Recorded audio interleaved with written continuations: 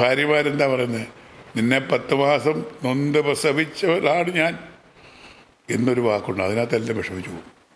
അച്ഛന് പറയുന്നില്ല. ഈ അമ്മ എന്ന് പറയുന്ന സ്ത്രീ 10 മാസമേ ചോന്നുള്ളൂ, ബാക്കി എല്ലാ കാലവും ചുവക്കുന്ന അച്ഛനാ. അതാരും മനസ്സിലാക്കുന്നില്ല. എനിക്ക് ലക്ഷങ്ങൾ തരാനുള്ള ഒരു കക്ഷിയായിരിക്കെ അയാൾ എന്നെ ഭീഷണിപ്പെടുത്തിയപ്പോൾ ഞാൻ എൻ്റെ രേഖയും ഇതെല്ലാം കൊണ്ടുവന്ന് അദ്ദേഹത്തിൻ്റെ കാൽക്ക തൊട്ട് നമസ്കരിച്ചിട്ട് ഞാൻ പറഞ്ഞു, എന്നെ ഉപദ്രവിക്കരുത് എന്ന് പറഞ്ഞു. എൻ്റെ നിറകണ്ണുകളോട് അവർ കാലേ എൻ്റെ കണ്ണീര് വീണു. എൻ്റെ മകൻ്റെ പ്രായമുള്ള ഒരാളാണ്, മോനെ ഞാൻ വിളിക്കുന്നു. ഞാൻ അയോധ്യയിൽ പോകാനായിട്ട് ഈ അടുത്ത കാലത്ത് തീരുമാനിച്ചിരിക്കുകയാണ്. ഒരു കൈലാസ യാത്ര, അയോധ്യ കാശിയൊക്കെ പോകണമെന്നൊരു ആഗ്രഹത്തിരിക്കുകയാണ്. പക്ഷേ ഇത് കേട്ടപ്പം പോലെ എൻ്റെ നെഞ്ച് തകരുകയാണ്. 5 വർഷമായിട്ട് ഞാൻ BJP പ്രവർത്തനമില്ല, BJPക്കാരും വിളിക്കാറില്ല. ഇപ്പോഴത്തെ പ്രവർത്തനം കണ്ടപ്പോൾ അതിനകത്ത് പോകാതിരിക്കും നല്ലതെന്ന് എനിക്കിപ്പം തോന്നുന്നുണ്ട്. കാര്യം അഴിമതി അല്ലാതെ വേറെ എന്തോ നടക്കുന്നേ. അയോധ്യ രാമക്ഷേത്രം ഇത് വളരെ കൊട്ടിഘോഷിക്കപ്പെട്ട് നടത്തിയതാണ്, അഭിമാനകരമായിട്ടുള്ള ഒന്നാണ് ഒരു ഹൈന്ദവ രാഷ്ട്രത്തെ അപേക്ഷിച്ച്. പക്ഷേ ഇപ്പോൾ പുറത്തു വന്നിരിക്കുന്ന ഈ വെട്ടിപ്പുകൾ, അതിൽ ബന്ധപ്പെട്ടവർ പ്രധാനമായും പ്രധാനമന്ത്രി നരേന്ദ്രമോദി ഉൾപ്പെടെയുള്ളവർ നിശബ്ദത പാലിക്കുന്നത് ശരിയാണോ? ശ്രീരാമ ഭക്തനാണ് ഞാൻ, ഹനുമാൻ ഭക്തരാണ്, സകല ദൈവങ്ങളെ വിശ്വസിക്കുന്ന ആളാണ്. നിസ്വാർത്ഥമായ മനുഷ്യസേവനമാണ് യഥാർത്ഥ ഭക്തി എന്ന് വിശ്വസിക്കുന്ന ഒരാളാണ് ഞാൻ. അതുകൊണ്ട് തന്നെ പറയുക, ഞാൻ അയോധ്യയിൽ പോകാനായിട്ട് ഈ അടുത്ത കാലത്ത് തീരുമാനിച്ചിരിക്കുകയാണ്. ഒരു കൈലാസ യാത്ര, അയോധ്യ കാശിയൊക്കെ പോകണമെന്നൊരു ആഗ്രഹത്തിരിക്കുകയാണ്. പക്ഷേ ഇത് കേട്ടപ്പം പോലെ എൻ്റെ നെഞ്ച് തകരുകയാണ്. ഇവിടെ ഈശ്വരനില്ലേ? ഇതൊക്കെ ഉള്ളതാണോ? ഇതൊക്കെ സത്യമാണോ? ശബരിമലയേക്കാൾ വലിയ കൊള്ളയല്ലേ ശബരിമല എന്ന് പറയുമ്പോൾ അത് കേരളത്തെ സംബന്ധിച്ച ഒരു വിഷയമാണ്. കേരളത്തിൽ അതും കൊള്ള തന്നെയാണ്, ലോക പ്രശസ്തമായ ഒരു ക്ഷേത്രമാണെങ്കിൽ പോലും. പക്ഷേ ഈ അയോധ്യയിലെ രാമക്ഷേത്രം വളരെ കൊട്ടിഘോഷിക്കപ്പെട്ട് നടത്തിയതാണ്. അവിടെ അവിടെ മറ്റൊരു മസ്ജിദ് ഉണ്ടായിരുന്നത് പൊളിച്ചിട്ടൊക്കെയാണ് അതവിടെ നിർമ്മിച്ചത്. അത് പോട്ടെ, അതിനെക്കുറിച്ചൊന്നും നമുക്ക് അതിലേക്ക് കിടക്കണ്ട. പക്ഷേ വളരെ കൊട്ടിഘോഷിച്ച് ഈ ഒരു പ്രാണപ്രതിഷ്ഠയൊക്കെ നടത്തിയത് പ്രധാനമന്ത്രി നരേന്ദ്രമോദിജി ഉൾപ്പെടെയുള്ളവരാണ്. പക്ഷെ അവരെന്താണ് ഇതിൽ നിശബ്ദത പാലിക്കുന്നത്? അവർക്ക് പറയാം തെറ്റ് പറ്റി, അല്ലെങ്കിൽ ഞങ്ങളിത് തിരുത്താൻ തയ്യാറാണ്, അല്ലെങ്കിൽ അതിൻ്റെ കുറ്റക്കാർ ശിക്ഷിക്കപ്പെടും എന്ന് പറയാൻ എന്താണ് മടി? അങ്ങനെ അത് ആരാണ് തെറ്റ് ചെയ്തത്? അവിടെയാണ് പ്രശ്നം. നരേന്ദ്രമോദി എന്ന് പറയുന്ന മഹാനായ പ്രധാനമന്ത്രിക്ക് പോലും അത്ഭുതപ്പെട്ടിരിക്കുകയായിരിക്കാം. കാര്യം തെറ്റ് ചെയ്ത് ഇതിന് നേതാക്കന്മാരാണ്. അതെ, നേതാക്കന്മാർ. അച്ഛൻ ഒരു വീട്ടിൽ തെറ്റ് ചെയ്താൽ, അല്ലെങ്കിൽ അമ്മ തെറ്റ് ചെയ്താൽ മക്കൾ എന്ത് ചെയ്യും? തള്ളി പറയാൻ പറ്റുമോ? കൊള്ളാൻ പറ്റുമോ? കൊള്ളാനും പറ്റത്തില്ല, തള്ളാനും പറ്റാത്ത അവസ്ഥയിലായിരിക്കണം മോദിജി എന്നാണ് എൻ്റെ ഒരു വിശ്വാസം. പക്ഷേ മറ്റ് രാഷ്ട്രീയ പാർട്ടികളെ അപേക്ഷിച്ച് BJP വ്യത്യസ്തമാണ്, പ്രത്യേകിച്ചും നരേന്ദ്രമോദിജി. അങ്ങനെ വരുമ്പോൾ അദ്ദേഹത്തിന് പ്രസ്ഥാനം ആണ് അദ്ദേഹത്തിന് വലുത് എന്ന് ഞാൻ വിശ്വസിക്കുന്നു. പക്ഷെ എന്തുകൊണ്ട് അപ്പോഴും അദ്ദേഹം നിശബ്ദനാണ്? അതിനെനിക്ക് മറുപടിയില്ല. കാര്യം ഞാനത് ആലോചിച്ച ഒരു വിഷയമാണ്. നമുക്കിപ്പോൾ അതിനെക്കുറിച്ച് പറയാനുള്ള അധികാരതയില്ല, അഭിപ്രായം പറയാനുള്ള വേദികളുമില്ല. തീർച്ചയായിട്ടും അദ്ദേഹം പ്രതികരിക്കേണ്ടതാണ്. ഒറ്റവാക്ക് പ്രതികരിക്കാം. എന്താണ്? ഉപ്പ് തിന്നവൻ വെള്ളം കുടിക്കും എന്നൊരു വാക്ക് പറഞ്ഞാൽ മതി, അതിനകത്തെല്ലാം അടങ്ങും. അത് നമുക്കിപ്പോൾ അയ്യപ്പൻ പണി കൊടുത്തെന്ന് പറയുന്നതിന് സ്വർണ്ണം കെട്ടവൻ ആരപ്പ എന്നുള്ള വരുന്നതിനിപ്പോൾ പണി കൊടുത്തുകൊണ്ടിരിക്കുക. പിടി വീഴും, അത് ഉറപ്പായിട്ടും. അതുപോലെ ഇവിടെയും പിടി വീഴും എന്നുള്ള വിശ്വാസമാണ് നമുക്കുള്ളത്. ഹിന്ദു വിശ്വാസികൾക്കൊരു വലിയ അടിയാണ് ഇപ്പോഴത്തെ ഈ കാലത്തിൽ. അപമാനമാണ്, അടിയൊന്നുമില്ല, അപമാനമാണെന്ന് വേണം കരുതാൻ. ചരിത്രത്തിൽ ആദ്യമായി കേരളത്തിൽ നമ്മൾ ആരും പ്രതീക്ഷിച്ചിരുന്നു, പക്ഷേ ഒരു 3 സീറ്റ് BJP നേടിയിരിക്കുകയാണ്. അപ്പോൾ ഇനിയുള്ള മുന്നോട്ടുള്ള BJPയുടെ കേരളത്തിലെ പോക്ക് എങ്ങനെയായിരിക്കും? BJP കേരളത്തിൽ അധികാരത്തിൽ വരാൻ സാധ്യതയുണ്ടെന്ന് താങ്കൾ കരുതുന്നുണ്ടോ? അല്ല, BJPയുടെ ഇപ്പോഴത്തെ ഒരു പോക്കിനകത്ത് ഞാൻ മനസ്സിലാക്കിയത്തോളം വലിയ വിജയമാണ് 3 സീറ്റ് കിട്ടുകയാണ്. പക്ഷെ അവരും ഈ എല്ലാത്തിനും രാഷ്ട്രീയപരമായിട്ട് കാണുകയാണ്. സർക്കാർ ചെയ്യുന്ന നല്ല കാര്യങ്ങളൊന്നും അംഗീകരിച്ചുകൂടെ? അതെന്താ തെറ്റെന്താ? സർക്കാർ ഇത്രയോ നല്ല കാര്യങ്ങൾ ചെയ്തു തുടങ്ങിയിട്ടുണ്ട്, അത് അംഗീകരിച്ചുകൂടെ? തിരുവനന്തപുരം നഗരസഭ ചെയ്യുന്ന കാര്യങ്ങളെല്ലാം വലുതായിട്ട് പൊക്കി കാണിക്കുകയും കേരള മന്ത്രിസഭ കാണിക്കുന്നതെല്ലാം തെറ്റാണെന്ന് പറയുകയും ചെയ്യുന്ന അതൊരു ദൂഷിച്ച ഒരിക്കലും നമുക്ക് അംഗീകരിക്കാൻ പറ്റില്ല. കാരണം നമുക്ക് എപ്പോഴും ഒരു പ്രതിപക്ഷ ബഹുമാനം, അല്ലെങ്കിൽ ഒരു നല്ല കാര്യം ചെയ്യുമ്പോൾ അതിനെ അംഗീകരിക്കുക എന്നുള്ളതാണ്. പക്ഷെ അത് നിർഭാഗ്യവശാൽ ഉണ്ടാകുന്നില്ല. എല്ലാത്തിനെയും സാറ് പറഞ്ഞത് 101% ശരിയായിട്ടുള്ള കാര്യം. ഞാൻ പലപ്പോഴും ചിന്തിച്ചിട്ടുള്ള ഒരു കാര്യമാണ്. എന്തുകൊണ്ടാണ് ഇവരൊക്കെ ഇങ്ങനെ രാഷ്ട്രീയപരമായി കാണുന്നത്? വേറെ ഒന്നുമല്ല. ഇപ്പം ഞാൻ ഉദാഹരണത്തിന് ഇപ്പോൾ ഏറ്റവും അവസാനമായിട്ടുള്ള സുഗതൻ്റെ പ്രശ്നത്തിൽ ഒരു 3-4 മെമ്പർമാർ BJPയിലുണ്ടെങ്കിൽ സുഗതനെ അവർ തള്ളി പറയും, പുറത്താക്കും. പക്ഷെ പറ്റുന്നില്ല. അതെ, തുലാസി കിടക്കുകയല്ലേ. അപ്പം ആ ഒരു ഗതികേട് പാർട്ടിക്കുണ്ട്. ഒരു 2-3 മെമ്പർമാരുടെ BJPക്ക് ഉണ്ടായിരുന്നെങ്കിൽ തീർച്ചയായിട്ടും സുഗതൻ്റെ ഈ പ്രവർത്തനത്തിനെതിരെ അവർ പ്രതികരിക്കുകയും അവർ പുറത്താക്കുകയും ചെയ്തതെന്നാണ് എൻ്റെ വിശ്വാസം. പക്ഷെ ഇപ്പം പറ്റത്തില്ല, പോയി കഴിഞ്ഞാൽ അല്ല, അതിപ്പോൾ അത് പൊളിറ്റിക്കൽ നിലനിൽപ്പ് വേണ്ടേ. ഇപ്പം VV രാജേഷ് എന്ന് പറയുന്ന മേയർ ഇത്ര സമർത്ഥനും ഇത്ര ആണെന്നുള്ളത് എനിക്കിപ്പോഴാണ് മനസ്സിലായത്. വളരെ സമർത്ഥനാണ്. അദ്ദേഹത്തിന് വിഷനുണ്ട്, അദ്ദേഹത്തിനൊരു എയിമുണ്ട്. പക്ഷേ എന്ത് ചെയ്യാം, തകർക്കുകയല്ലയോ. ഓരോ അഴിമതികളും പുറത്തു കൊണ്ടുവരികയാണ്. ഇതിനെക്കുറിച്ച് ഒരുപാട് അറിയാവുന്ന ഒരാളാണ് ഞാൻ, നഗരസഭ ഉദ്യോഗസ്ഥരായിരുന്ന ആളാണ്. അതുകൊണ്ട് പക്ഷേ ഓരോ അറ്റമൂല പിടിക്കുമ്പോഴത്തേക്ക് അതുകൊണ്ട് ഇവർ പിടിക്കപ്പെടാൻ പാടില്ല, അതിനുവേണ്ടി അവർ കാർക്ക് നിൽക്കുന്നത്. പക്ഷെ ശബരിമല വിഷയത്തിൽ, അതായത് ശബരിമല സ്വർണ്ണക്കൊള്ള നടന്നിട്ട് പോലും BJP ഇപ്പോഴും നിസ്സംഗത പാലിക്കുകയാണ്. ഒരു പ്രതിഷേധം മുമ്പ് നടന്നു എന്നുള്ളതൊഴിച്ചാൽ കുറ്റക്കാരെ ശിക്ഷിക്കുന്നില്ല, അല്ലെങ്കിൽ ഇതിന് ഒരു അല്ല ഇനി കൂടുതൽ നിശബ്ദയാവും. കാര്യം അതിനേക്കാൾ വലിയ അയോധ്യയാണ്. അപ്പോൾ അവർക്ക് അതുകൊണ്ട് മിണ്ടാൻ പറ്റില്ല. ഇതാണ് പൊളിറ്റിക്കലായിട്ടുള്ള കാര്യങ്ങളാണ് ഈ പല പാർട്ടികളെയും എന്താണ് തെറ്റിൽ നിന്നങ്ങോട്ട് കൊണ്ടുപോകുന്നത്. ശരി ചെയ്യാൻ പറയുന്നില്ല. ഇപ്പോൾ പല ഈ തെരഞ്ഞെടുപ്പ് ഫണ്ട് വിവാദവുമായി ബന്ധപ്പെട്ട് പല കാര്യങ്ങളും പുറത്തു വരുന്നുണ്ടല്ലോ. അത് വേറൊരെണ്ണം. ഒന്ന് ഈ പണ്ടൊരു NN പിള്ളയുടെ പ്രസിദ്ധമായൊരു വാക്കുണ്ട്, തെറ്റു മാത്രമായി ഈ ലോകത്ത് തെറ്റാതിരിക്കുന്നതാണ് ഏറ്റവും വലിയ തെറ്റെന്ന്. തെറ്റു മാത്രമായി ഈ ലോകത്ത് തെറ്റാതിരിക്കുന്നതാണ് ഏറ്റവും വലിയ തെറ്റെന്ന്. ഇന്ന് ഈ പൊളിറ്റിക്കൽ പാർട്ടികളുടെ നേതാക്കന്മാരും അംഗങ്ങളെല്ലാം ആ പോളിസി മുറുകെ പിടിക്കുന്ന ആളുകളാണ്. അവർ തെറ്റ് ചെയ്താൽ നമുക്ക് തെറ്റ് ചെയ്യാം. അപ്പോൾ അങ്ങനെ തെറ്റാതിരുന്നാൽ അത് തെറ്റാവും. അല്ലാതെ ഞാനെന്താ അതിനെക്കുറിച്ച് പറയണ്ടേ. അല്ല സാർ, അതുപോലെ നമുക്ക് ഈ നമ്മുടെ ഓഫീസിൻ്റെ ഫോണിലേക്ക് ഒരുപാട് കോളുകൾ വരാറുണ്ട്. പല ആവശ്യങ്ങൾ പറഞ്ഞും അവരുടെ വാർത്തകൾ അറിയിക്കാനും അവരുടെ പ്രശ്നങ്ങൾ പരിഹരിക്കാനൊക്കെ പെടാനൊക്കെ നമ്മൾ ഈ വാർത്തകളൊക്കെ കണ്ടിട്ടായിരിക്കാം. പക്ഷെ അതിൽ കൂടുതൽ പേരും ഒരുപാട് കൂടുതലെന്ന് ഞാൻ പറയുന്നില്ല, എങ്കിലും ഒരു വിഭാഗം പേര് പുരുഷന്മാരാണ് വിളിക്കുന്നത്. ഈ പുരുഷന്മാരുടെ ഇതെന്ന് പറഞ്ഞു കഴിഞ്ഞാൽ അവർ വല്ലാതെ അവഗണിക്കപ്പെടുന്നു എന്നുള്ളത്. അതായത് ഈ അച്ഛന്മാർ, ഞാനത് അങ്ങയോട് ചോദിക്കുന്നതിൻ്റെ കാരണം, മുമ്പ് താങ്കൾ പുരുഷന്മാരെ കുറിച്ച് ഇത് നടത്തിയിരുന്നു. അത് വലിയ രീതിയിലുള്ള ഒരു വൈറലായി, ഒരുപാട് പേര് അത് ഏറ്റുപിടിച്ചു. തങ്ങളുടെ അനുഭവമാണെന്ന് പറഞ്ഞുകൊണ്ട് തന്നെ ഞങ്ങൾക്ക് ഒരു 2 ദിവസം ഫോൺ എടുക്കാൻ പറ്റാത്തൊരവസ്ഥയായിരുന്നു. കാരണം DNA ന്യൂസിലൂടെയാണ് അങ്ങനെ പറഞ്ഞത്. അപ്പോൾ അവർ പറയുന്നുണ്ട്, അച്ഛന്മാരൊരു പരിധി കഴിഞ്ഞാൽ വീട്ടിന് ഒരു അനാവശ്യ വസ്തുവാണ്. അമ്മയോടാണ് മക്കൾക്ക് കൂടുതൽ അടുപ്പവും താല്പര്യവും. അച്ഛന്മാരെ ഒരു ചെറിയ പ്രായത്തിലൊക്കെ അല്ലെങ്കിൽ ഒരു ടീനേജ് വരെയൊക്കെ അച്ഛന്മാരോട് ഒരു പരിധി വരെയൊക്കെ അടുത്തു പോകും. അത് കഴിയുമ്പോൾ അച്ഛന്മാരൊരു വേണ്ടാത്ത ഒരു വസ്തു, അനാവശ്യ വസ്തുവായി ഞങ്ങളൊക്കെ ഫീൽ ചെയ്യുന്നു എന്ന് പറഞ്ഞിട്ട് അങ്ങനെ പല വേദന തോന്നിയിട്ടുണ്ട്. ഞാൻ ആശ്വസിക്കുന്നത് വെച്ചാൽ എനിക്ക് മക്കളില്ല, അപ്പം അതുകൊണ്ട് എന്നെ സംബന്ധിച്ചതൊരു വിഷയമല്ല. എങ്കിലും ആ ഒരു അവസ്ഥ ഞാൻ ചിന്തിക്കുന്നുണ്ട്. ഞാൻ വെറുതെ ഇങ്ങനെ ചിന്തിക്കും, ഞാൻ അങ്ങനെ ഒരു സ്ഥാനത്തിരുന്ന് ചിന്തിക്കുമ്പോൾ അതൊരു വലിയ ഭീകരമായിട്ടുള്ള അവസ്ഥയായിട്ട് എനിക്ക് തോന്നുന്നു. എനിക്ക് തോന്നുന്നത് എന്താ അറിയോ, അതിന് ഞാൻ പണ്ടിലൂടെ പറഞ്ഞിട്ടുള്ളൊരു കാര്യമാണ്. ഈ അച്ഛന്മാർക്ക്, തന്തമാർക്ക്, പുരുഷന്മാർക്ക് ഈ കുട്ടികളോട് മക്കളോട് സെൻറ്റിമെൻറ്റ്സ് പറഞ്ഞ് ജയിക്കാൻ പറ്റുന്ന ഒരു സംഭവമില്ല. ഭാര്യമാരെന്താ പറയുന്നത്, നിന്നെ 10 മാസം നൊന്ത് പ്രസവിച്ചവരാണ് ഞാൻ എന്നൊരു വാക്കുണ്ട്. അതിനകത്തെല്ലാം വിഷമിച്ചു പോകും. അച്ഛന് പറയുന്നില്ല. ഈ അമ്മ എന്ന് പറയുന്ന സ്ത്രീ 10 മാസമേ ചോന്നുള്ളൂ, ബാക്കി എല്ലാ കാലവും ചോക്കുന്ന അച്ഛനാ.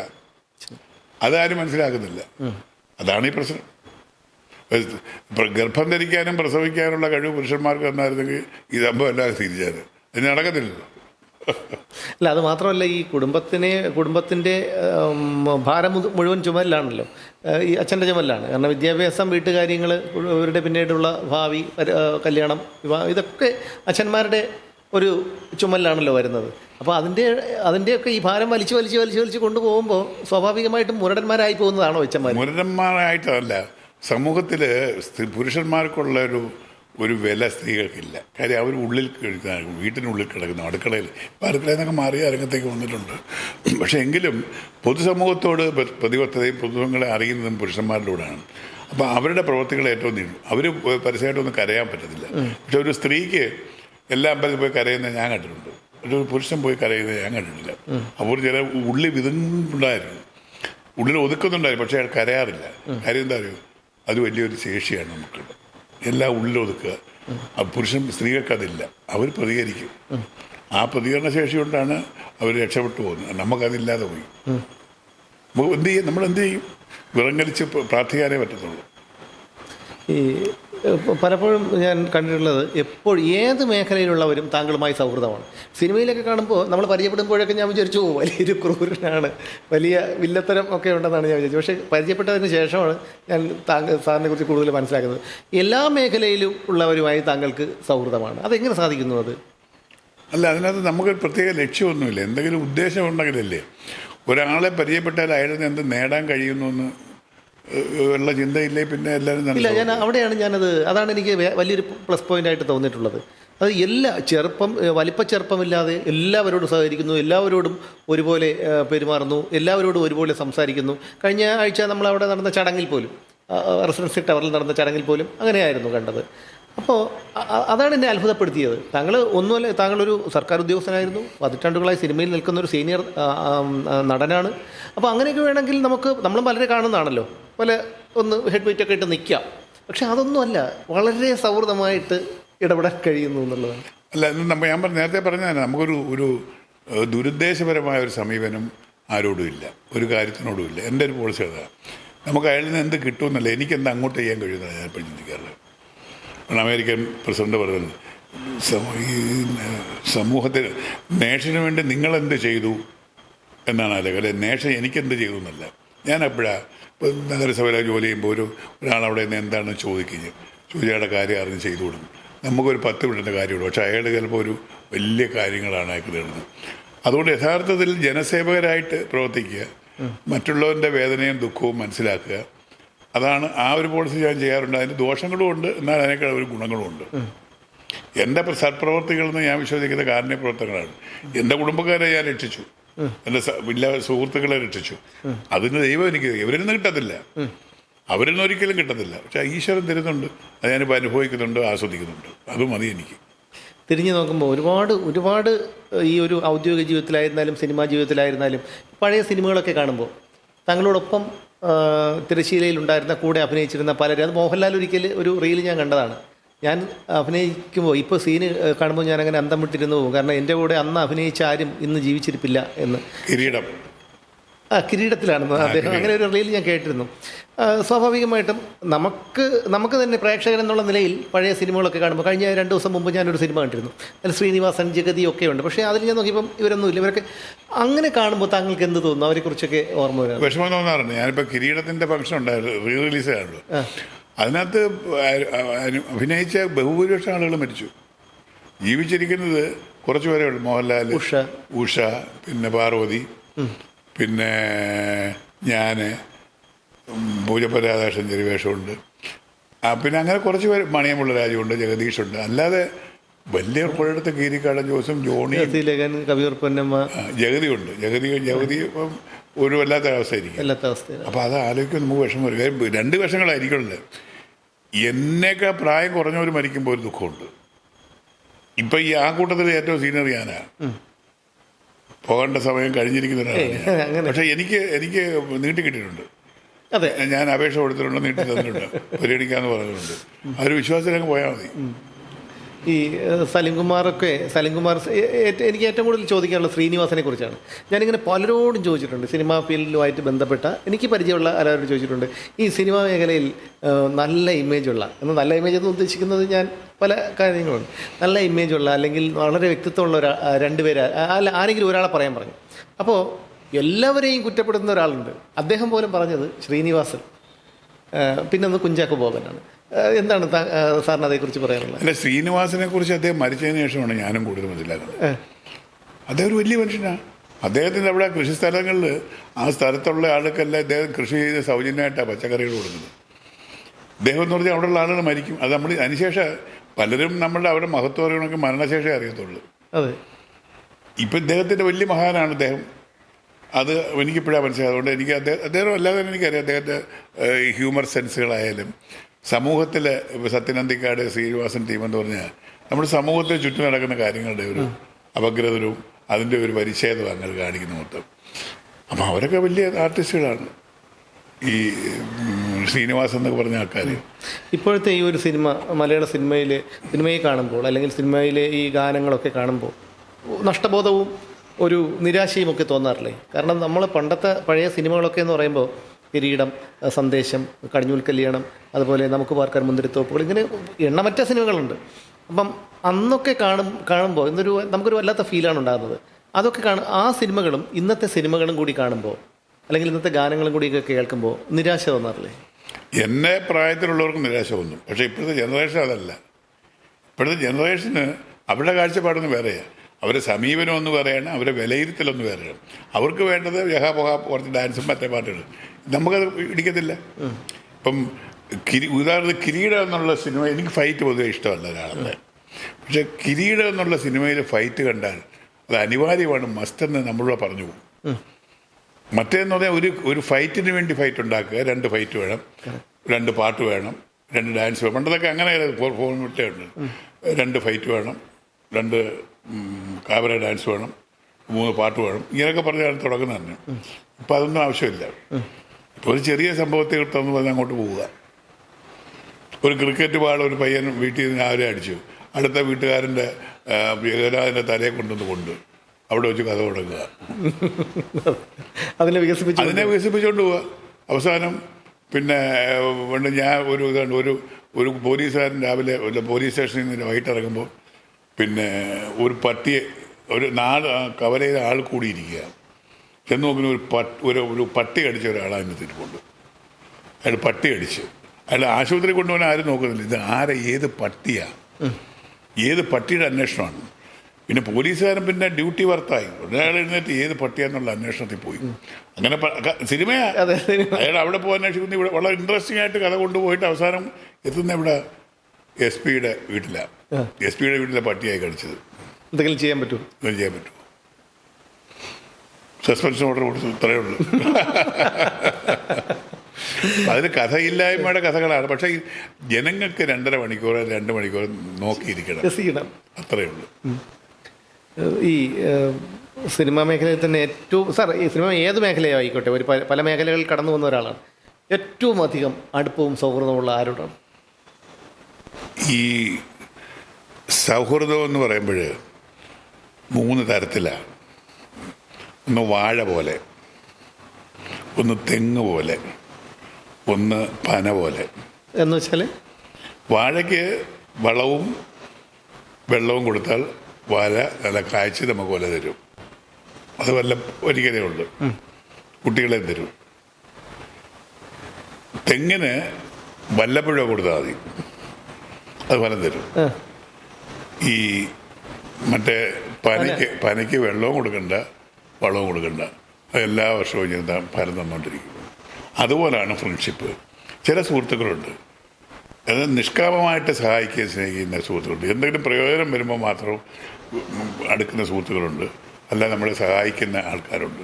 അപ്പോൾ എനിക്കങ്ങനെ എല്ലാ വിഭാഗത്തിലുള്ളതുണ്ട്. പക്ഷെ ഞാൻ ഇപ്പം തിരിച്ചറിവ് വന്ന് ലോകത്താരെയും സഹായിക്കരുത്, ആർക്കും പണം കടം കൊടുക്കരുത്, കൊടുക്കുന്നെങ്കിൽ എന്തെങ്കിലും അല്പസ്വല്പമായിട്ട് എറിഞ്ഞു കൊടുത്തേക്കണം. വായ്പയും കൊടുക്കരുത്, പലിശയ്ക്കും കൊടുക്കരുത്, അല്ലാതെ സഹായിക്കും. കൊണ്ടുപോക്കോ എന്ന് പറഞ്ഞു കൊടുത്തേക്കണം. എല്ലാം കൊടുക്കാൻ പറ്റത്തില്ല. അപ്പം അങ്ങനെ ജീവിച്ചാൽ മനസ്സമാധാനം. ഇപ്പം എനിക്കങ്ങനെ കുറച്ച് പൈസ കിട്ടാനുള്ള ഒരാളാണ്. കുറച്ചല്ല, പക്ഷെ ഞാൻ പലതും തള്ളി. എനിക്ക് ലക്ഷങ്ങൾ തരാനുള്ള ഒരു കക്ഷിയായിരിക്കെ അയാൾ എന്നെ ഭീഷണിപ്പെടുത്തിയപ്പോൾ ഞാൻ അദ്ദേഹത്തിൻ്റെ രേഖകളെല്ലാം കൊണ്ടുവന്ന് അദ്ദേഹത്തിൻ്റെ കാൽക്കൽ തൊട്ട്, സത്യം പറയുന്നത്, ഒരു അഡ്വക്കറ്റിൻ്റെ മുമ്പിൽ വെച്ച് ഞാൻ എൻ്റെ രേഖയും ഇതെല്ലാം കൊണ്ടുവന്ന് അദ്ദേഹത്തിൻ്റെ കാൽക്കൽ തൊട്ട് നമസ്കരിച്ചിട്ട് ഞാൻ പറഞ്ഞു, എന്നെ ഉപദ്രവിക്കരുത് എന്ന് പറഞ്ഞു. എൻ്റെ നിറകണ്ണുകളോട് അവർ കാലേ എൻ്റെ കണ്ണീര് വീണു. എൻ്റെ മകൻ്റെ പ്രായമുള്ള ഒരാളാണ്, മോനെ ഞാൻ വിളിക്കുന്നു. കാര്യം അതിന് നേരിടാൻ ശക്തിയില്ല. അവൻ എന്നെ കൊല്ലുമെന്ന് എനിക്ക് തോന്നി. ഒരു ഇടി വൈകുമല്ലോ, ഒരു കാരാക്സിഡൻറ്റ് മതിയല്ലോ. അപ്പോൾ കുറച്ച് നാൾ ജീവിക്കണം. കാര്യം ഞാൻ ജീവിക്കുന്ന വയസ്സേ 12 രക്ഷയ്ക്ക് വേണ്ടിയാണ് ജീവിക്കുന്നത്. അപ്പോൾ ഞാൻ പോയി കഴിഞ്ഞാൽ അവിടെ രക്ഷയ്ക്ക് ആരുമില്ല.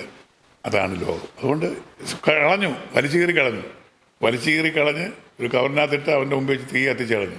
എന്തോ ഒരു സുഖമെന്നറിയുക.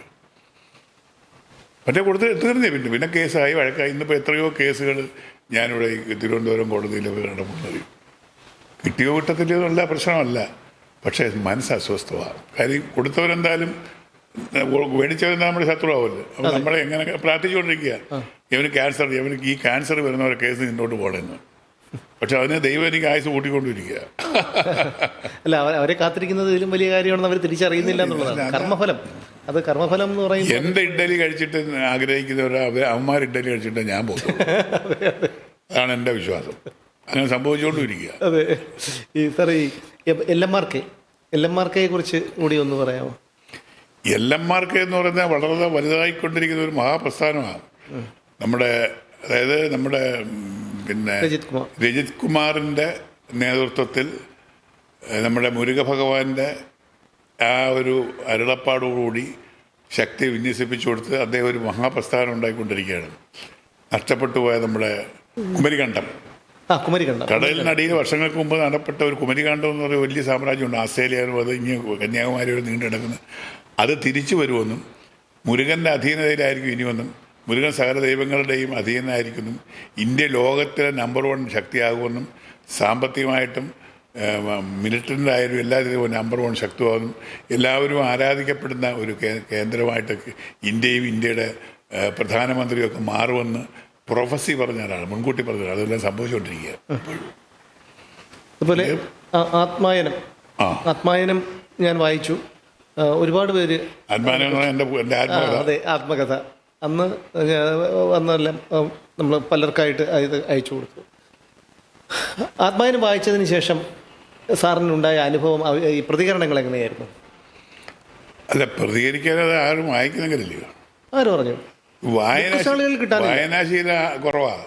അല്ല, വായനാശീലം കുറവാണ് മനുഷ്യർക്ക്. പക്ഷേ വായിക്കുന്നവർ എല്ലാം, ഞാൻ തന്നെ ഇപ്പോൾ ഒരു മാസത്തിൽ ഒരു തവണയെങ്കിലും ട്രിവാൻഡ്രത്തെ ബുക്ക് ഷോപ്പുകളിലെല്ലാം കയറി ഇറങ്ങുന്ന ഒരാളാണ്. അങ്ങനെ എണ്ണപ്പെട്ട ആൾക്കാരുണ്ട്. മറ്റേ എണ്ണത്തിൻ്റെ വലിപ്പം, ഈ ബുക്കിൻ്റെ വലിപ്പം നോക്കിയാണ് മേടിക്കുന്നത് വായിക്കുന്നു. അല്ല, അത് ശരിയാണ്. എൻ്റെ 100-300 പേരുള്ള പെട്ടെന്ന് എടുത്താൽ അയ്യോ ഇത് ഒരുപാടുണ്ടല്ലോ എന്ന് ചോദിക്കും, വായിക്കത്തില്ല. ഇല്ല, അങ്ങനെയല്ല സാർ. ഞാൻ അവിടെ ചെല്ലുമ്പോൾ തന്നെ പലരും, ഒരുപാട് പേര് ഇവിടെ വരുന്നുണ്ട് ഇത് വാങ്ങാൻ. പക്ഷേ നമ്മളെ നിരാശപ്പെടുത്തുന്നത്, ഇപ്പോൾ ഓരോ വീട്ടിൽ ഒരാളാണ് പുസ്തകം എഴുതുന്നത്. എന്നാൽ എഴുതിക്കോട്ടെ, അത് ആർക്കും എഴുതാം, നല്ല കാര്യങ്ങളാണ് എഴുതുന്നത്. പക്ഷേ ഇത് എന്താണെന്ന് വെച്ചാൽ വായിച്ചാൽ മനസ്സിലായില്ല. യുവതലമുറ ഇതൊന്നും വായിക്കുന്നില്ല ഇപ്പം. പക്ഷെ അങ്ങനെയല്ല. ആത്മായനത്തെക്കുറിച്ച് ഒരുപാട് നല്ല അഭിപ്രായം ഞാൻ കേട്ടിരുന്നു. അപ്പോൾ അതിൻ്റെ ഗ്രന്ഥകർത്താവായ താങ്കൾക്ക്, അതിലെ പ്രധാന കഥാപാത്രമായ താങ്കൾക്ക് എന്തെങ്കിലും ഒരു അനുഭവം ഉണ്ടായിരിക്കുമല്ലോ? അല്ല, എനിക്ക് അത് വായിച്ച ചില ആളുകൾ എന്നെ വിളിച്ച് സത്യസന്ധമായ സ്റ്റേറ്റ്മെൻ്റ് ആണല്ലോ, ആ ഇനത്തിൽ കൂടെ അവർ അപ്രിഷ്യേറ്റ് ചെയ്തിട്ടുണ്ട്. അല്ലാതൊരു വിലയിരുത്തലോ അതിന് ഒന്നും എനിക്ക് ഞാനൊരു അവാർഡിനൊക്കെ അയച്ചായിരുന്നു. അവിടെ ഒരു ജയത്ത് പോലും ഇല്ല. അത് വേറെ പൊളിറ്റിക്സ്. എല്ലാത്തിലും കല വിൽക്കപ്പെടുന്ന ഒരു സമൂഹമാണ്. അതെ അതെ അതെ. ആത്മായനം ആവശ്യമുള്ളവർ എന്താണെന്ന് വെച്ച് കഴിഞ്ഞാൽ ഞങ്ങളുടെ നമ്പറിൽ ബന്ധപ്പെട്ടാൽ മതി. നിങ്ങൾക്കത് പോസ്റ്റലായിട്ട് ഞങ്ങൾ അയച്ചു തരുന്നതാണ്. ഈ ആത്മായനം എന്ന് പറഞ്ഞാൽ നല്ല നല്ല ഭാഷ കേട്ടോ സാർ. ഞാൻ കറക്റ്റായിട്ട് ഞാൻ പറഞ്ഞു, അത് എല്ലാവർക്കും കഴിയുന്ന ഒന്നല്ല. നല്ല ഫ്ലോയിൽ നമുക്ക് വായിച്ച് പോകാൻ പറ്റിയ ഒരു ശൈലിയിലുള്ള ഒരു ഭാഷ എഴുതി. അതുപോലെ എൻ്റെ ജാനുപുരാണം എന്നുള്ള നോവലും ഉണ്ട്. അത് ഞാൻ വായിച്ചിട്ടില്ല. അതും നല്ല, അത് വേറൊരു തലമാണ്. അതൊരു വീട്ടു ജോലിക്കാരിയുടെ കഥയാണ്. അത് മനോഹരമായ ഒരു, അത് എങ്ങനെ ഏതെങ്കിലും ജീവിതത്തിന്റെ ഏതെങ്കിലും ഘട്ടങ്ങളിൽ പരിചയപ്പെട്ട ഏതെങ്കിലും അതെ അതെ ഗ്രീൻ ബുക്സ് ആണ് പബ്ലിഷ്. രണ്ടാം പേരെന്താണ്? ജാനുപുരാണം. അന്ന് സാർ നമ്മൾ സംസാരിക്കുമ്പോൾ പറഞ്ഞിരുന്നത് ഒരു വീട്ടു ജോലിക്കാരിയുടെ കഥയാണ്. എല്ലാവരായിട്ട് ഒതുക്കപ്പെട്ട പാർശ്വവൽക്കരിക്കേണ്ട വിഭാഗമാണ് വീട്ടുജോലിക്കാർ. വീട്ടുജോലിക്കാരെന്ന് പറഞ്ഞാൽ തെറ്റായി വ്യാഖ്യാനിക്കപ്പെടുന്നവരാണ്. അവരുടെ ജീവിതകഥയെ കൂടുള്ള ഒരു യാത്ര ഒരാളെ കേന്ദ്ര ബിന്ദുവാക്കുന്നു. അത് ഒരുപാട് ബുക്ക് വിറ്റുപോയി. രണ്ടാമത്തെ 3ാമത്തെ എഡിഷനായിട്ടുണ്ട്. ഗ്രീൻ ബുക്സ് ആണ് അത്. ഞാൻ അത് വാങ്ങാം. ഞാൻ അതിനെക്കുറിച്ച് അന്ന് ഞാൻ സാറത് പറഞ്ഞിരുന്നു, പക്ഷെ ഞാനത് പിന്നീട് ഓർത്തില്ല. ഇപ്പോൾ ഉള്ള ജീവിതം എങ്ങനെ പോകുന്നു? ഇപ്പോൾ ഉള്ള ജീവിതം സുഖമാണ്, പരമസുഖമെന്ന് ഞാൻ പറയും. കാര്യം ഒന്ന് ആത്മീയ കാര്യങ്ങളിൽ പോകുന്നു. പിന്നെ ഏതെങ്കിലും ഒരു കാര്യത്തിൽ എൻഗേജ്ഡ് ആകണമെന്ന് എനിക്കൊരാഗ്രഹമുണ്ട്. നേരത്തെ ഞങ്ങൾ സൂചിപ്പിച്ചില്ല, നമ്മുടെ ഈ കൾച്ചറൽ വിങ്ങുമായിട്ട് ബന്ധപ്പെട്ട സർക്കാരിൻ്റെ ഏതെങ്കിലും ഒരു സ്ഥാപനത്തിൽ അതിനകത്ത് ഇരിക്കണമെന്നൊരു ആഗ്രഹം എൻ്റെ ഉള്ളിലുണ്ട്. പക്ഷേ അതിനുവേണ്ടി ശ്രമിച്ചാൽ നടക്കുമോ എന്നുള്ള കാര്യം, എനിക്ക് പൊളിറ്റിക്കൽ ഇൻഫ്ലുവൻസ് ഇല്ല. എല്ലാവരും അറിയും എന്നല്ലാതെ അതിനുവേണ്ടി ഒരു ഇൻഫ്ലുവൻസ് ഉണ്ടെങ്കിൽ ചിലപ്പോൾ എനിക്ക് അങ്ങനെ ഇരിക്കാനും എനിക്ക് എന്തെങ്കിലും ചെയ്യാനും പറ്റും. നമുക്ക് അധികാരം, വലിയ സ്ഥാനങ്ങൾ വേറെ ഓട്ടമൊന്നുമില്ല. എന്തെങ്കിലും ജോലിയിൽ എന്തെങ്കിലും ചെയ്യണം. അത് ജനങ്ങൾക്കായാലും കലാകാരന്മാർക്കാർക്കും അവർക്ക് എന്തെങ്കിലും സേവനങ്ങൾ ചെയ്യുന്ന, ക്ഷേമ പ്രവർത്തനങ്ങൾ ചെയ്യുന്ന രീതിയിലുള്ളതോ, അല്ലെങ്കിൽ അതുപോലെ തന്നെ കലയെ വളർത്തുന്ന രീതിയിലുള്ള എന്തെങ്കിലുമൊക്കെ ചെയ്യണമെന്ന് ആഗ്രഹമുണ്ട്, ആശയമുണ്ട്. അതിനുള്ള സാമാന്യമായ ബോധവും അറിവും എല്ലാം ഉണ്ട്. അത് അവരറിഞ്ഞ് ചെയ്യണം. പക്ഷേ എനിക്ക് വേണ്ടി വാദിക്കാൻ ആരുമില്ല. അല്ല, അത് വാദിക്കാൻ ആളല്ലേ, ഇത് നമ്മൾ അർഹിക്കുന്ന സ്ഥാനം തേടി തന്നെ വരും. കാരണം ഇപ്പോൾ പലരും ഈ ചരടുവലികളൊക്കെ നടത്തിക്കൊണ്ടിരിക്കുകയാണെങ്കിലും താങ്കളെപ്പോലെയുള്ള ഒരാളെ അല്ല, അതിപ്പോ നമ്മുടെ കേരള മുഖ്യമന്ത്രിയെ തെരഞ്ഞെടുത്തതിന്റെ കൂട്ട അതെ അതെ അതെ അതെ ഇപ്പോൾ ആ ഒരു ചരടുവലികളോട് എല്ലാവരും ചരടുവലി ചേർന്ന് പോയി. തീർച്ചയായിട്ടും. അപ്പോൾ എന്തായാലും അത് വളരെ ശരിയായിട്ടുള്ളൊരു കാര്യമാണ്. ആ ഒരു ചരടുവലി നേരത്തെ തന്നെ തുടങ്ങിക്കഴിഞ്ഞു. അതെ അതെ. അപ്പോൾ എന്തായാലും അർഹതയുള്ള പല കാര്യം തേടി വരുമെന്നുള്ള കാര്യത്തിൽ തർക്കമൊന്നുമില്ല. ഒരുപക്ഷെ താങ്കൾ ആ സ്ഥാനത്തേക്ക് വരണമെന്ന് ആഗ്രഹിക്കുന്ന ഒരാളാണ് വ്യക്തിപരമായി ഞാൻ. കാരണം എന്താണെന്ന് വെച്ചാൽ ഒന്നിനോടും ഒരു എന്താണ് ഒരു പക്ഷഭേദമില്ല, അല്ലെങ്കിൽ ചെയ്യുന്ന ജോലിയോട് എന്തെങ്കിലും അതിലെന്തെങ്കിലും ചെയ്യണമെന്നുള്ളൊരു ബോധ്യം, പണത്തോട് ആർത്തിയില്ല, സ്ഥാനമാനങ്ങളോട് ആർത്തിയില്ല. അങ്ങനെ ഒരു ഇതിൽ വരുമ്പോഴത്തേക്കും കഴിവും പ്രാഗൽഭ്യവും അനുഭവം വെച്ച് നോക്കുകയാണെങ്കിൽ എനിക്ക് കിട്ടാനുള്ള യോഗ്യതയുണ്ട്. അതെ, പൊളിറ്റിക്കൽ ഇൻഫ്ലുവൻസ് ആണെങ്കിൽ എനിക്ക് സീറോ ആകാം. അല്ല, പൊളിറ്റിക്കൽ മാത്രമല്ല, താങ്കളൊരു BJP അനുഭാവി എന്നുള്ള ഒരു മുദ്ര കുത്തപ്പെട്ടിരിക്കുന്ന ഒരു വ്യക്തി. അത് പോയല്ലോ. അതെ അതെ, അത് കളഞ്ഞല്ലോ, നമ്മൾ വിട്ടല്ലോ. അതെ, അപ്പം അങ്ങനെ അവർക്കില്ലല്ലോ, പിന്നെ ഞാനെന്തിനാ? അതൊക്കെ നമ്മൾ വിട്ടിട്ട് 5 വർഷമായി. 5 വർഷമായിട്ട് ഞാൻ BJP പ്രവർത്തനമില്ല, BJPക്കാർ വിളിക്കാറില്ല. ഇന്നും ഒരു നേതാവ് കണ്ടിട്ട് ചെറിയ ഹലോ പറഞ്ഞാൽ പിരിഞ്ഞതില്ല. അത് വേണ്ട. ഇപ്പം മനസ്സിലായ കാര്യം, ഇപ്പോഴത്തെ പ്രവർത്തനം കണ്ടപ്പോൾ അതിനകത്ത് പോകാതിരിക്കും നല്ലതെന്ന് എനിക്കിപ്പം തോന്നുന്നുണ്ട്. കാര്യം അഴിമതി അല്ലാതെ വേറെ എന്തോ നടക്കുന്നേ. ഇപ്പം തിരുവനന്തപുരം നഗരസഭയിൽ നല്ല പ്രവർത്തനമാണ് തുടങ്ങി വെച്ചിരിക്കുന്നത്. മറ്റേ അഴിമതിയും പോയിരുന്നാൽ കൊള്ളാം, അല്ലെങ്കിൽ അവർക്ക് ഇത് ഭരണം തുടരും, അവർക്ക് ഭരിക്കാം. ഇപ്പം എന്തായാലും ഒരുപാട് സമയം ആയി സാർ സംസാരിക്കാൻ ബുദ്ധിമുട്ടുണ്ട്. ഒരുപാട് സമയം നമ്മൾ പ്രതീക്ഷിച്ചതിനേക്കാളും ഒരുപാട് സമയമായി, 2 മണിയായി. അപ്പോൾ എന്തായാലും ഇന്നിവിടെ അവസാനിപ്പിക്കാം. എന്തെങ്കിലും സ്ഥാനം ഈ പറയുന്നത് പോലെ ദൈവം കൽപ്പിച്ചിട്ടുണ്ടെങ്കിൽ അങ്ങനെ ഒരു സ്ഥാനത്ത് ശ്രീ കൊല്ലം തുളസി സാർ വരട്ടെ എന്ന് ഞാൻ. എനിക്ക് ഇതിനിടയ്ക്ക് സുമേഷിനെ കുറിച്ചൊരു അഭിപ്രായമുണ്ട്. കാര്യം താങ്കൾ ആദ്യം എന്നെക്കുറിച്ചൊരു അഭിപ്രായം പറഞ്ഞ പോലെ താങ്കൾ ഈ മറ്റ് രാഷ്ട്രീയ ചായ്വുകളോ ഒന്നും കൊള്ളാതെ മറ്റുള്ള താല്പര്യങ്ങളോ ജാതിമത രാഷ്ട്രീയ ചിന്തകളോ ഒന്നുമില്ലാതെ സ്വതന്ത്രമായി പത്രപ്രവർത്തനം നടന്ന ഒരാളാണെന്ന് എനിക്ക് തോന്നിയിട്ടുണ്ട്. അനീതി എവിടെ കൊണ്ടുപോയി എതിർക്കുക, അത് ആരായാലും, മുഖ്യമന്ത്രിയാണെങ്കിൽ മുഖ്യമന്ത്രി, പ്രധാനമന്ത്രിയാണെങ്കിൽ പ്രധാനമന്ത്രി, അവിടെ തെറ്റുകളെ ചൂണ്ടിക്കാണിക്കും. വിജയിക്കുക എന്നുള്ളതല്ല പ്രശ്നം, അത് രണ്ടാമത്തെ കാര്യമാണ്. പക്ഷേ എല്ലാത്തിനും അന്തിമ വിജയമുണ്ട്. അപ്പോൾ നിങ്ങൾ ഒരുപാട് ദ്രോഹിച്ചിട്ടുണ്ട്, കഴിഞ്ഞ സർക്കാർ ഒരുപാട് ദ്രോഹിച്ചിട്ടുണ്ടെന്ന് എനിക്ക് മനസ്സിലാക്കിയിട്ടുണ്ട്. ഒരുപാട് നഷ്ടങ്ങൾ വരുത്തിയിട്ടുണ്ട്. പക്ഷേ ഇപ്പോഴും നിങ്ങൾ അതിൽ മുക്തനായിട്ടില്ല. പക്ഷേ എങ്കിലും നിങ്ങൾ സർവൈവ് ചെയ്യുകയാണ്. കാര്യം നിങ്ങളുടെ ഒരേ ഒരു ലക്ഷ്യം സമൂഹത്തിൻ്റെ നന്മയ്ക്ക് വേണ്ടി എന്തെങ്കിലും ചെയ്യുകയുള്ളൂ. ആ അർത്ഥം നിങ്ങളും ജിഹാദിയാണ്. അതെ അതെ അതെ. അല്ല സാർ, എന്താണെന്നറിയാമോ, നമ്മളൊക്കെ ഇപ്പോൾ ഇരിക്കുന്നു, എന്നെ സംബന്ധിച്ചിടത്തോളം അടുത്ത ഈ നിമിഷം ദൈവം വിളിച്ചാലും ഞാൻ പോകാൻ തയ്യാറാണ്. എനിക്ക് യാതൊരു നിരാശയോ അങ്ങനെയൊന്നുമില്ല. കുറച്ച് കടബാധ്യതകളുണ്ട്, അത് ഈ പറഞ്ഞ എന്തെങ്കിലുമൊക്കെ വിറ്റുപറക്കി തീർക്കാമെന്നുള്ളതേ ഉള്ളൂ ഞാൻ പോയി കഴിഞ്ഞാൽ. അതുകൊണ്ട് തന്നെ നമ്മൾ പോകുമ്പോൾ നമുക്ക് എന്താണ് കൊണ്ടുപോകാൻ പറ്റുന്നത്? എന്തെങ്കിലും കൊണ്ടുപോകാൻ പറ്റുമോ? ഒന്നും കൊണ്ടുപോകാൻ പറ്റില്ല. നമുക്ക് ഇനി മറ്റുള്ളവരെ ദ്രോഹിച്ചോ അല്ലെങ്കിൽ മറ്റുള്ളവരെ ഒന്ന് തട്ടിപ്പറിച്ചോ എടുക്കുന്ന ഒന്നും കൊണ്ടുപോകാൻ പറ്റില്ല. ആകെ കുറച്ച് വെള്ള തുണി മൂടി തരും. നമ്മൾ ആ ഹിന്ദുക്കളായതുകൊണ്ട് കുറച്ച് വെള്ള തുണി മൂടി തരും. ക്രിസ്ത്യാനാണെങ്കിൽ മറ്റേ ഷൂവും കോട്ടെങ്കിലും ഇടും, പിട്ടിക്കത്താക്കും. നമ്മൾ അതുപോലുമില്ല. അപ്പോൾ അത് കത്തിത്തീരേണ്ട ഒരു ശരീരമാണ്.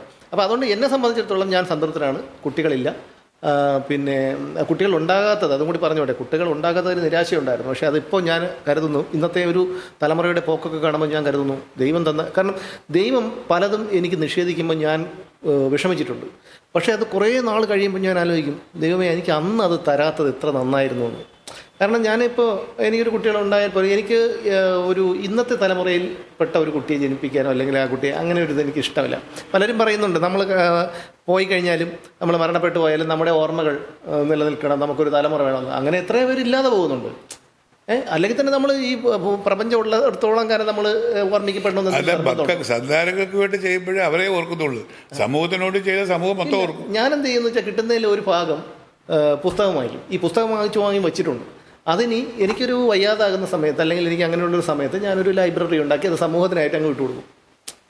എന്നിട്ട് അങ്ങനെ കാരണം അത്രയെങ്കിലും ഒരു ഇത് ഉണ്ടാവട്ടെ. അല്ലാതെ ഞാൻ മനസ്സിലാറ് എനിക്ക് ഒരു ആസക്തിയുമില്ല ഈ നിമിഷമെങ്കിൽ ഈ നിമിഷം. പിന്നെ പറയേണ്ടത് നമ്മുടെ ഈ രക്തത്തിൽ അലിഞ്ഞു പോയ സംഭവമാണ്. ഞാൻ ഏറ്റവും അഭിമാനം കൊണ്ടൊരു സമയമാണ്, ഒരു ദിവസമായിരുന്നു അന്ന്. കഴിഞ്ഞ 2 ആഴ്ച മുമ്പ് നമുക്കൊരു അവാർഡ് കിട്ടിയല്ലോ, റിസൾട്ട്സ് ടവറിൽ. അന്ന് സാർ എന്നെക്കുറിച്ച് ഞാൻ ഒരിക്കലും പ്രതീക്ഷിച്ചില്ല ഇത്രയും വലിയൊരു വേദിയിൽ വെച്ച് എന്നെക്കുറിച്ചുള്ള ഒരാളെ ഓർക്കുമെന്നോ അല്ലെങ്കിൽ എന്നെക്കുറിച്ച് അങ്ങനെ നല്ല വാക്കുകൾ പറയുമെന്നൊന്നും ഞാൻ സോപ്പിടാൻ വേണ്ടി പറഞ്ഞതാണ്. സത്യമായ ഒരു സ്റ്റേറ്റ്മെന്റ് അല്ല. അതെ അതെ, അതെനിക്ക് മനസ്സിലായി. നിങ്ങൾ പറഞ്ഞ ഒരു പ്രധാന പോയിന്റ്, അത് കുടുംബത്തിനോ മക്കൾക്കോ വേണ്ടി ചെയ്യുന്നതല്ല, സമൂഹത്തിന് വേണ്ടി ചെയ്താൽ സമൂഹം എക്കാലം നിങ്ങളെ ഓർക്കും. അതെ, നമ്മൾ കടന്നു പോകുമ്പോൾ നമ്മുടെ പേരിൽ സ്തൂപം എന്തെങ്കിലും ഉണ്ടായിരിക്കണം.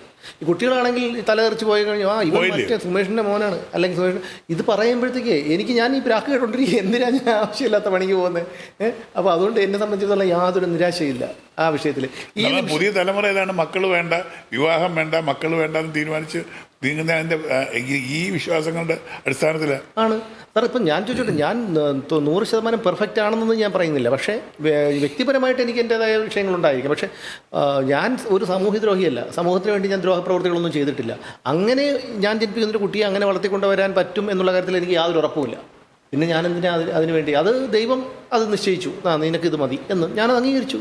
എനിക്കൊരു വിഷയമില്ല. ഈ നിമിഷമെങ്കിൽ ഈ നിമിഷം, നാളെയെങ്കിലും നാളെ ഞാൻ പോകാൻ തയ്യാറാണ്, റെഡിയാണ്. പിന്നെ ആകെയുണ്ട്, ഞാൻ പറഞ്ഞല്ലോ, എനിക്ക് കുറച്ച് കടബാധ്യത, ഇതെല്ലാം കൂടെ വിറ്റി പറയ്ക്കാൽ ശേഷിക്കുന്ന ആൾക്കാർ അതിനെ തീർത്തുള്ളൂ എന്ന് എനിക്ക് പറയാനുള്ളൂ. അതുകൊണ്ട് എന്തായാലും സാർ ഇത്രയും ഭരണപക്ഷത്തിന് വേണ്ടി കണ്ണടച്ച് സപ്പോർട്ട് ചെയ്യാതിരിക്കുക, പ്രതിപക്ഷത്തിനെ കണ്ണടച്ച് വിമർശിക്കാതിരിക്കുക, നല്ലതെന്നും സത്യമെന്നും നേരെന്നും തോന്നുന്നതിന് വേണ്ടി വാദിക്കുക. ഇല്ല സാർ, സത്യം. കാരണം ഞാൻ പലപ്പോഴും BJP ആണെന്നൊക്കെ പലരും മുദ്ര കുത്താറുണ്ട്, സംഘിയാണെന്നൊക്കെ മുദ്ര കുത്താറുണ്ട്. അങ്ങനെ മുദ്ര കുത്തുന്ന ഒരാളാണെങ്കിൽ ഞാൻ എന്തുകൊണ്ട് അയോധ്യയെക്കുറിച്ച് പറഞ്ഞു, നരേന്ദ്രമോദി നിശബ്ദനായി ഇരിക്കുന്നതിനെ കുറിച്ച് പറഞ്ഞു. പിന്നെ ഒരു കാര്യമെന്ന് പറഞ്ഞാൽ, നമ്മൾ ഈ ഭരണപക്ഷം പിണറായി വിജയനെ അതിജീവിച്ചു വന്നവരാണ് ഞാനൊക്കെ. നമുക്ക് പിന്നെ ഇനിയുള്ള ഭരണകൂടത്തിനെയും വിമർശിക്കുന്നതിൽ മാധ്യമപ്രവർത്തകർ നിഷ്പക്ഷനായിരിക്കണം. നിഷ്പക്ഷം. അവിടെ രാഷ്ട്രീയമോ മതമോ പിന്നെ അല്ലെങ്കിൽ ലിംഗമോ അങ്ങനെ ഒന്നുമില്ല.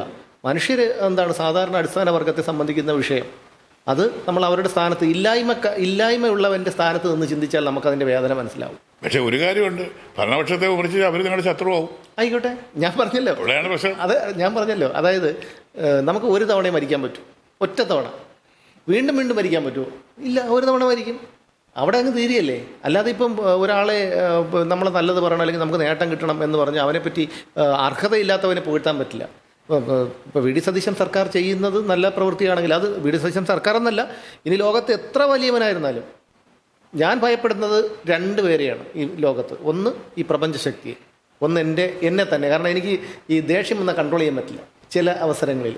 ഈ 2 വ്യക്തികളെ മാത്രമേ, ഈ 2 കാര്യങ്ങളെ മാത്രമേ എനിക്ക് ഭയമുള്ളൂ. അല്ലാതെ ലോകത്ത് എനിക്ക് ഒന്നിനെയും ഭയമില്ല. നമ്മൾ നമ്മുടെ എല്ലാത്തിൻ്റെയും അവസാനം മരണമാണെന്ന് തിരിച്ചറിഞ്ഞു കഴിഞ്ഞാൽ നമുക്കൊന്നിനോടും ആസക്തിയും തോന്നില്ല, ഒന്നിനോടും ഭയവും തോന്നില്ല. ഞാൻ ആ ഒരവസ്ഥ എനിക്ക് ഉണ്ടായിട്ടുണ്ട്. അത് അനുഭവങ്ങളിൽ നിന്ന് കിട്ടിയതാണ്. ആഗ്രഹങ്ങളില്ലാത്തൊരു വ്യക്തിയായിരുന്നു എന്നൊക്കെ നമുക്ക് ചോദിക്കും, പക്ഷേ ആഗ്രഹങ്ങളൊക്കെ ഉണ്ടായിരുന്ന വ്യക്തിയാണ്. പിന്നെ നമ്മൾ ആഗ്രഹിക്കുന്നതെല്ലാം നമ്മൾ നേടിക്കഴിഞ്ഞപ്പോൾ, ഞാൻ ആഗ്രഹിക്കുന്നതെല്ലാം ഞാൻ നേടിയിട്ടുണ്ട്. അപ്പോൾ നേടിക്കഴിഞ്ഞപ്പോൾ എന്ന് വെച്ചാൽ പരിമിതമായിട്ടുള്ള ആഗ്രഹങ്ങൾ എനിക്ക് ഉണ്ടായിരുന്നുള്ളൂ. അതുകൊണ്ടാണ് എനിക്ക് നേടാൻ കഴിഞ്ഞത്. വലിയ ഒന്നും ഞാൻ ആഗ്രഹിക്കുന്നില്ല. നേടിക്കഴിഞ്ഞപ്പോൾ എനിക്ക് ആസക്തി ഇല്ല, അത്രയേ ഉള്ളൂ. അപ്പോൾ എന്തായിരുന്നാലും അങ്ങ് ഇത്രയും നേരം വന്നു സംസാരിച്ചു, ഞങ്ങളോടൊപ്പം ചെലവഴിച്ചു. വളരെ ഭാഗ്യം എന്നുള്ള ഒരു ദിവസമാണ്. നന്ദി. Thank you very much. എല്ലാ പ്രേക്ഷകർക്കും എൻ്റെ അഭിവാദനങ്ങൾ, ആശംസകൾ, പ്രാർത്ഥനകൾ അർപ്പിക്കുകയാണ്. സധൈര്യം മുന്നോട്ട് പോവുക. മൊത്തത്തിൽ എതിർപ്പുകളെ അതിജീവിക്കാൻ ഞാൻ പറയുന്നില്ല. എതിർപ്പുകളെ കഴിയുന്നതും സമന്വയിപ്പിച്ചുകൊണ്ട് ഒരു മാധ്യമപ്രവർത്തനം ചെയ്യേണ്ടതാണ് കാര്യം. നിങ്ങൾ ഒറ്റയാൻ പട്ടാളമാണ്. ഒറ്റയാൻ പട്ടാളം എന്ന് പറഞ്ഞാൽ ഒറ്റയാനാണ്. നിങ്ങൾക്ക് ഒരു സമൂഹം കൂടില്ല. മാധ്യമ പ്രവർത്തകർ, മാധ്യമ സമൂഹം നിങ്ങൾക്ക് കൂടില്ല. അത് ഒരുത്തന്നെ വീഴ്ചയ്ക്ക് വേണ്ടി കാത്തിരിക്കുന്ന മാധ്യമപ്രവർത്തകരാണ് കൂടുതലും. അതൊക്കെ മനസ്സിലാക്കി സമന്വയത്തോടുകൂടി, സമഭാവനയോടുകൂടി, അന്ധമായി ഒന്നിനെ വിശ്വസിക്കാതെ പോയാൽ പച്ചവരാതെ നിങ്ങൾക്ക് കൊള്ളാം.